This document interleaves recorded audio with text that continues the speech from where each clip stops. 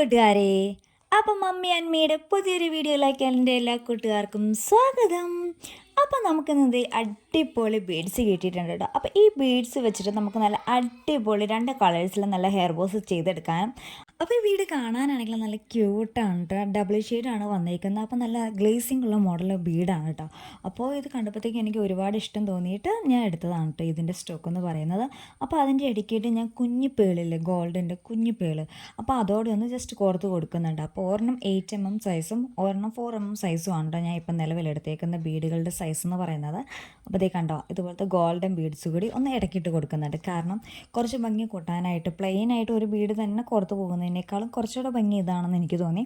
അപ്പോൾ അത് കാരണം കൊണ്ട് ഒരെണ്ണം 8mmൻ്റെയും പിന്നെ കുഞ്ഞു ബീഡ് ആ രീതിയിൽ നമ്മൾ നിറച്ചൊന്ന് ഫില്ല് ചെയ്ത് കൊടുക്കുക കേട്ടോ.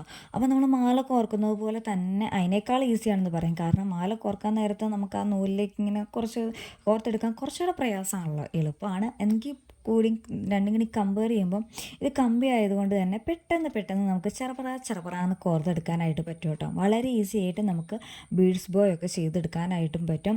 സാധാരണ നമ്മൾ ഷോപ്പിലൊക്കെ പോയിട്ട് ഇതുപോലത്തെ ഹെയർ ബാൻഡൊക്കെ വാങ്ങുമ്പോഴത്തേക്കും 50 രൂപ 60 രൂപ, ആ മുത്തിൻ്റെ ക്വാളിറ്റിയിലൊക്കെ അനുസരിച്ചിട്ട് 120, നമ്മുടെ ഇവിടുത്തെ ഏരിയയിൽ അങ്ങനെയൊക്കെയാണ് റേറ്റ് വരുന്നത്.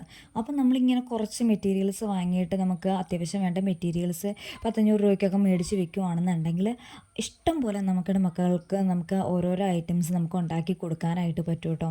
അപ്പോൾ കുഞ്ഞു പിള്ളേരെ സംബന്ധിച്ച് അവരവരുടെ സാധനങ്ങൾ ഓരോന്ന് സൂക്ഷിക്കുക എന്നുള്ളത് പോസിബിളായിട്ടുള്ള ഒരു കാര്യമല്ല.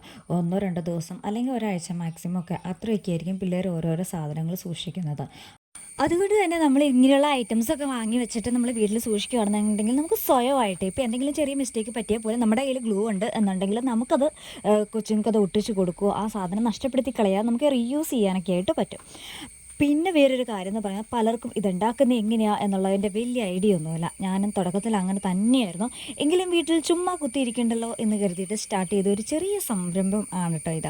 അപ്പോൾ സ്റ്റാർട്ട് ചെയ്ത് കഴിഞ്ഞപ്പോഴത്തേക്ക് ഞാനും ഇങ്ങനെ കുറേ വീഡിയോസൊക്കെ കണ്ടതിന് ശേഷമാണ് ഇതിൻ്റെ പണി ഇത്രയും ഉണ്ടായിരുന്നുള്ളൂ, ഇതാണ് ഞാൻ ഇത്രയും വില കൊടുത്തിട്ട് ഞാൻ കടയിൽ നിന്നൊക്കെ മേടിച്ചുകൊണ്ടിരുന്നത് എന്ന് ചിന്തിച്ചു പോയ ഒരാളാണ് കേട്ടോ ഞാൻ.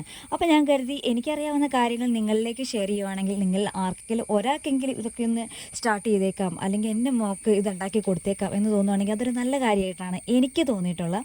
അതുകൊണ്ട് തന്നെയാണ് ഞാനൊരു വീഡിയോ ഇങ്ങനെ ചെയ്യുന്നത് കേട്ടോ.